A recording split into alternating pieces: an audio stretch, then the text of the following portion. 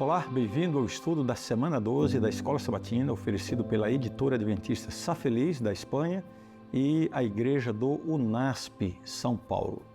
O título da lição desta semana é O Selo de Deus e a Marca da Besta, parte 2.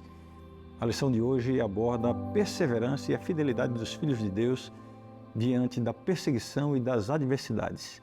E a lição toma como exemplo a inspiradora história dos valdenses. Nós vamos refletir sobre como a marca da besta e o selo de Deus se manifestam ao longo da história e como eles afetam aqueles que escolhem ser fiéis a Deus. O verso para memorizar da semana, Apocalipse 13, 10. Se alguém tiver de ir para o cativeiro irá. Se alguém tiver de ser morto pela espada morto será. Aqui está a perseverança e a fidelidade dos santos. Agora faça um exercício de imaginação. Imagine-se agora vivendo nos vales do Piemonte, no alto dos Alpes, no século XV. Imagine que você faz parte dos valdenses, um povo que realmente buscava viver de acordo com a sua compreensão da Bíblia, mesmo enfrentando perseguições e provações. A fidelidade desse povo a Cristo o levou a enfrentar terríveis problemas e adversidades, como o massacre do Vale de Loase em 1488 e mais tarde, em 1655, quando o Duque de Saboia enviou soldados para atacá-los. A história dos valdenses nos mostra que a marca da besta como símbolo de perseguição religiosa não é um fenômeno novo. Ao longo dos séculos, muitos tentaram impor crenças e sistemas de adoração às outras pessoas, perseguindo aqueles que permaneciam fiéis a Deus e à sua consciência. Mas em meio a essas provações, sempre houve um remanescente que não se rendeu, né? Um povo que permaneceu fiel mesmo diante da morte. São pessoas como os valdenses, que refletem o verdadeiro espírito de Apocalipse 13, 10, demonstrando perseverança e fidelidade. Essa história nos convida a ponderar sobre a nossa própria fé e a questionar se estamos dispostos a permanecer firmes, mesmo diante das dificuldades. Será que temos a coragem e a convicção que os valdenses demonstraram ou nos renderemos diante das pressões do mundo? Como um barco resistindo às tempestades, a nossa fé deve ser capaz de enfrentar os ventos da vida, contrários, né? Os ventos da perseguição, os ventos das provações. Espero em Deus que nós possamos ser como os valdenses, perseverantes e fiéis, buscando sempre a orientação e a proteção de Deus em nossa vida. Domingo, a ferida mortal. Hoje nós vamos meditar sobre a confiança que podemos depositar nas promessas de Deus, mesmo naquelas promessas que ainda não se cumpriram, né? Tendo como base a interpretação das profecias bíblicas relacionadas aos poderes das bestas e à ferida mortal, especialmente em Apocalipse. O cumprimento dessas promessas são uma garantia, uma segurança para nós, ou melhor, o cumprimento dessas profecias são uma garantia de que as promessas de Deus realmente se cumprem. O estudo das profecias em Apocalipse, né, e o princípio bíblico de um dia profético representando um ano literal, essa abordagem, esse estudo, nos ajuda a compreender a história e o papel do papado na Europa. Vimos como a igreja medieval exerceu grande influência entre esse período profético de 538 da era cristã a 1798. Um período em que ocorreu a terrível perseguição mencionada na introdução da lição. O cumprimento exato da profecia ocorreu quando o general de Napoleão Bonaparte, o general Berthier, levou o Papa Pio VI como cativo, preso em 1798. Aí está marcada a ferida mortal. Este episódio, também conhecido como a ferida mortal, né, nos mostra que Deus tem conhecimento dos eventos futuros e que a sua palavra é fiel e verdadeira. Um evento histórico que, na verdade, já estava profetizado na palavra de Deus. Se pudermos observar o cumprimento de profecias passadas com exatidão, isso nos dá razões sólidas para confiar nas promessas do Senhor, mesmo naquelas que ainda não se cumpriram. Pense em um artesão habilidoso que constrói uma ponte. Se você já atravessou outras pontes feitas por ele e todas se mostraram seguras, estáveis, você terá confiança para atravessar a próxima ponte que ele construir. Não é verdade? Da mesma forma, nós podemos confiar nas promessas de Deus, porque já vimos o seu cuidado e a fidelidade em eventos passados, em cumprimentos proféticos passados. Confiar nas promessas de Deus é como construir a nossa casa sobre a rocha. Mesmo diante das tempestades da vida, temos a certeza de que Ele está conosco, guiando os nossos passos e nos protegendo a cada passo que damos. Portanto, ao refletirmos sobre as profecias bíblicas e a história, nós somos convidados a depositar a nossa confiança em Deus, sabendo que Ele tem o controle de todas as coisas. Eu espero que você se apegue às promessas de Deus a cada dia, viva com essa fé e esperança, mesmo diante das incertezas do futuro. Deus está com você. Segunda-feira, a apostasia. A lição de hoje nos convida a pensar, a refletir sobre a importância de permanecer fiéis à palavra de Deus e de como devemos lidar com o tema dos poderes simbolizados no Apocalipse como as bestas, a besta que emerge da terra e a besta que emerge do mar. Isso está em Apocalipse 13 e 14. Levando em consideração a advertência do apóstolo Paulo sobre a apostasia, uma previsão de que isso viria a acontecer. A apostasia é um afastamento da verdade da palavra de Deus e, segundo as profecias, um evangelho falso entraria na igreja, distorcendo a mensagem de Deus. Satanás, como o grande enganador, ele trabalha por meio de influências humanas para realizar os seus propósitos. O chifre pequeno, outro símbolo profético, que está em Daniel 7, a besta de Apocalipse 13 e 14, o homem da iniquidade de 2 Tessalonicenses, capítulo 2, todos esses símbolos, essas metáforas, essa simbologia profética toda, tudo isso representa a mesma entidade, o mesmo poder, que é o sistema religioso que fez concessões em relação à palavra de Deus. Se desviou daquilo que a Bíblia define como sendo a verdade.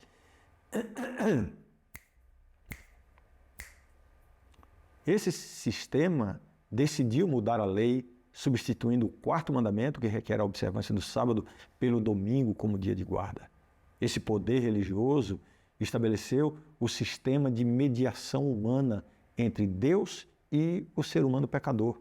Estabeleceu a intercessão dos santos em lugar da intercessão do próprio Jesus Cristo. Mas é importante entender o seguinte: essas profecias são dadas por um Deus de amor, para preparar o seu povo para a volta de Jesus. Elas reprovam essas organizações religiosas que apostataram, mas não necessariamente as pessoas que estão lá. Portanto, é fundamental para nós lembrarmos o princípio ensinado por Jesus em São Mateus 7,12, quando Jesus disse: portanto, tudo o que vocês querem que os outros façam a vocês, façam também vocês a eles, porque esta é a lei e os profetas. Quando consideramos esse tema dos poderes, simbolizado pelas bestas do Apocalipse, devemos tratar as pessoas envolvidas com amor, com compreensão e respeito. A Bíblia fala de sistemas, de poderes que se desvirtuaram, se apostataram, mas ela não está falando diretamente de pessoas. As pessoas estão ali, muitas delas, provavelmente a maioria delas, em sinceridade, buscando servir a Deus de acordo com a luz que receberam.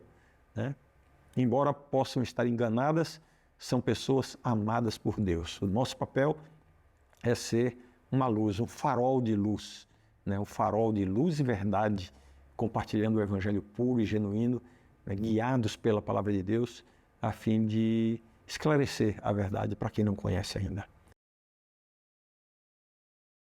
terça-feira, a estratégia final de Satanás. A lição de hoje nos convida a ponderar sobre a estratégia final de Satanás em um mundo que está mergulhado em desconfiança e incertezas.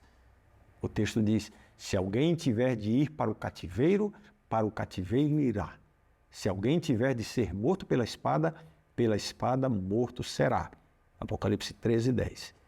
Aqui está a perseverança e a fidelidade dos santos. Isso diz a palavra de Deus. Nós vivemos em tempos onde a confiança nas instituições, nos governos, se mostra cada vez mais frágil, né? E muitos se perguntam onde encontrar líderes verdadeiramente comprometidos com a moralidade, com a justiça. O Apocalipse nos mostra que o poder da besta, né, essa instituição que se ergueria contra Deus, o poder da besta se erguerá como um suposto salvador, né, sob a proteção de uma união política e religiosa. São coisas que estão diante de nós ainda, no futuro muito próximo. Quando houver novamente isso que muita gente diz, mas é impossível que isso aconteça novamente, porque a história passada já nos ensinou a lição de que a união entre o poder religioso e o poder civil vai provocar desastres para a humanidade.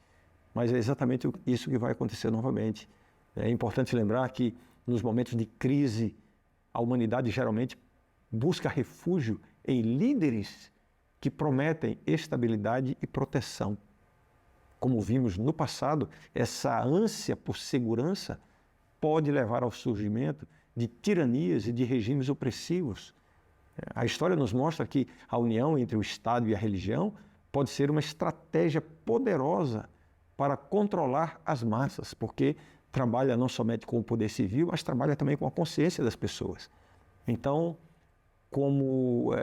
vem a pergunta, né? Como nos prepararmos para enfrentar esses desafios profetizados? Primeiro, devemos nos apegar firmemente à palavra de Deus e buscar orientação e sabedoria naquilo que está na Bíblia.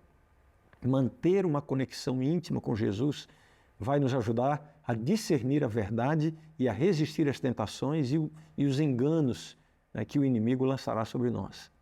Em segundo lugar, devemos nos envolver em comunidades de fé. É importante estar envolvido numa igreja, numa comunidade, né, encorajar-nos uns aos outros, né, nessa nossa caminhada cristã. Nos momentos mais críticos, é aí que vamos encontrar força e motivação. O apoio mútuo e a comunhão com as pessoas, né, fortalecem a nossa fé e nos ajudam a permanecer firmes diante das adversidades. E, finalmente, devemos ser proativos em compartilhar o verdadeiro evangelho com aqueles que estão à nossa volta. Neste mundo sedento de esperança, nós podemos ser um farol de luz, um farol de verdade, né, mostrando o caminho para a salvação e para a libertação através de Jesus Cristo. Quando nos prepararmos, ou à medida que nos preparamos espiritualmente e nos mantemos firmes em nossa fé, nós poderemos então enfrentar com confiança as provações e desafios que estão diante de nós, certos de que no final Jesus vai triunfar e nós estaremos ao seu lado. Quarta-feira, a marca da besta. A profecia bíblica prevê que durante a crise global, no fim dos tempos, o mundo vai enfrentar uma transformação radical. Haverá a imposição da observância do domingo como um teste de lealdade ao poder representado pela besta do Apocalipse. Será uma violação direta da liberdade religiosa e do direito de adorar a Deus de acordo com a consciência individual. Aqueles que permanecerem fiéis ao sábado bíblico, esses vão enfrentar perseguição e isolamento por causa da sua lealdade aos mandamentos de Deus e a sua fé em Jesus. Isso pode parecer uma coisa estranha agora, mas temos que estar conscientes de que isso vai acontecer. Se você não crê plenamente nisso, pelo menos mantenha essa informação em sua mente, para que Deus ajude você a ter o discernimento quando essas coisas estiverem acontecendo, para que ainda haja tempo de você tomar o posicionamento certo. Naquele momento crucial, é importante que os filhos de Deus busquem conhecer a verdade da Bíblia e estejam preparados para enfrentar as pressões que vão se aproximar. Deus representa a verdade, o amor, a justiça, enquanto Satanás representa a mentira, o ódio e a injustiça. Não existe meio termo, porque adorar um significa rejeitar os princípios do outro. Para saber de que lado estamos, devemos examinar as nossas crenças, os nossos valores, né, e as nossas ações à luz da palavra de Deus. Aqui estão algumas maneiras de determinar de que lado nós estamos. Preste atenção. Primeiro, estudo da Bíblia. Devemos estudar diligentemente a Bíblia para conhecer a vontade de Deus e entender os seus mandamentos. Isso vai nos ajudar a discernir a verdade do erro, e a tomar decisões conscientes em nossa vida espiritual. A Bíblia é o padrão, é o parâmetro para decidir, definir o que é certo e o que é errado. Segundo, a oração. A oração é fundamental para mantermos uma conexão íntima com Deus. Através da oração, buscamos a orientação de Deus, a sabedoria de Deus, e pedimos que Ele nos ajude a permanecer firmes em nossa fé. A obediência aos mandamentos de Deus é uma indicação clara de que estamos do lado dele. Jesus disse: se vocês me amam, obedecerão aos meus mandamentos. João 14,15. A obediência a Deus inclui guardar o sábado como um sinal de nossa lealdade a Ele, como o nosso Criador. Os frutos espirituais são outro aspecto importante, né? Jesus nos ensinou que nós seremos conhecidos pelos nossos frutos. São Mateus 7. Se estamos produzindo frutos espirituais em nossa vida, como o amor, a alegria, a paz, o fruto do Espírito, lembra de Gálatas 5? Paciência, bondade, fidelidade, mansidão, domínio próprio. Isso indica que estamos do lado de Deus. Amor e serviço aos outros é outro aspecto. Jesus nos chamou para amar e servir uns aos outros como Ele nos amou. São João capítulo 13. Se estamos comprometidos em demonstrar amor e compaixão pelos outros, isso é uma evidência de que estamos seguindo a Jesus e estamos do lado de Deus. A escolha entre adorar a Deus ou adorar a Satanás é uma decisão pessoal e diária que envolve compromisso, estudo, oração e ação. Não é apenas uma questão de compreensão intelectual, né?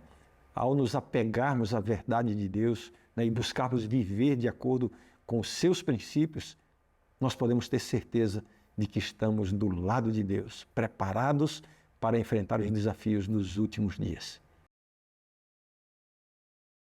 Quinta-feira, o teste do sábado. Hoje nós vamos refletir sobre a importância do sábado, e o seu papel em nossa vida espiritual. Vivemos em um mundo onde o verdadeiro significado do sábado pode ser facilmente esquecido.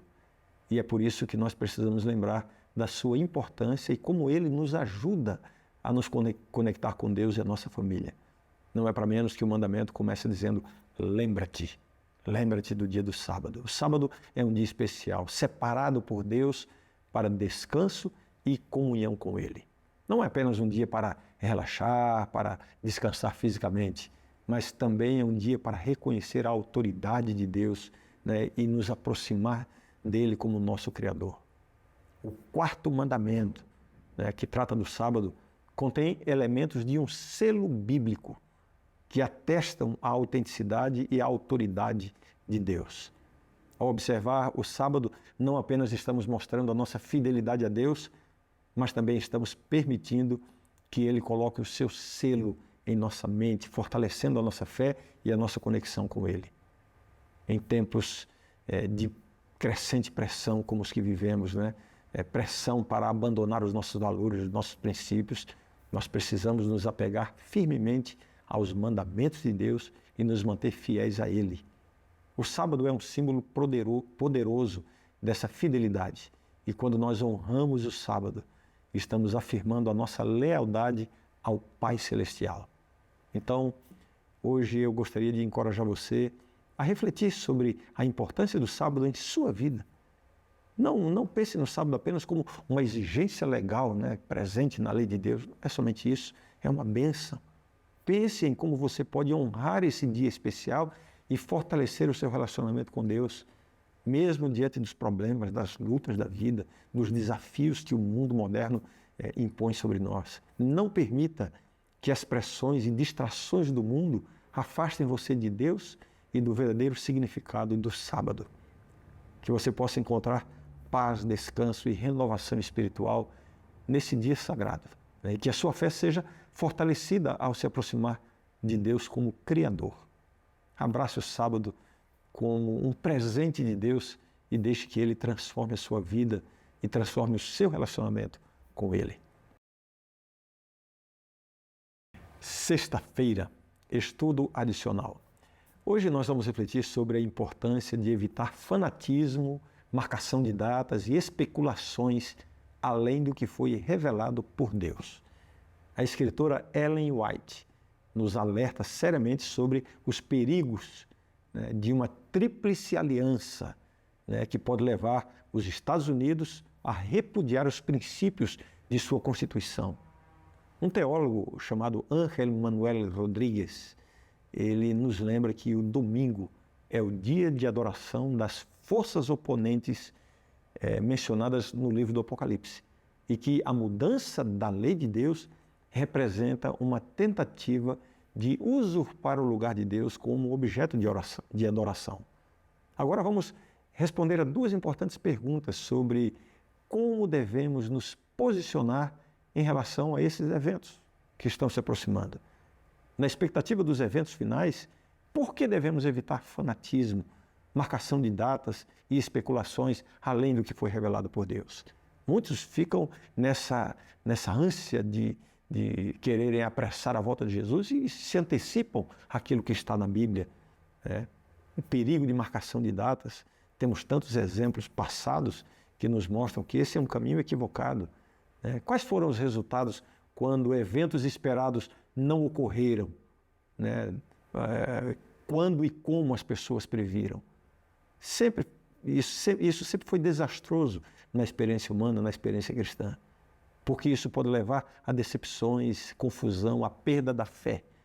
Quando nos concentramos em datas e eventos específicos, corremos o risco de perder o foco em nosso relacionamento com Deus e em nossa missão de compartilhar o Evangelho com os outros. Saber que Jesus vai voltar logo não deve nos levar a ficar buscando descobrir a data. Deve nos levar a nos prepararmos para a volta de Cristo e a proclamarmos essa mensagem às outras pessoas. Além disso, quando esses eventos esperados não ocorrem como se prevê, eu acabei de mencionar isso aqui, isso vai causar descrédito à mensagem bíblica na mente das pessoas, vai afastar as pessoas de Deus e não aproximá-las. Por isso, é importante nos concentrarmos no que foi revelado e confiar que Deus nos dará discernimento e sabedoria para enfrentar os eventos finais. Como responder aos que dizem que o enredo bíblico sobre a marca da besta e a perseguição parece impossível?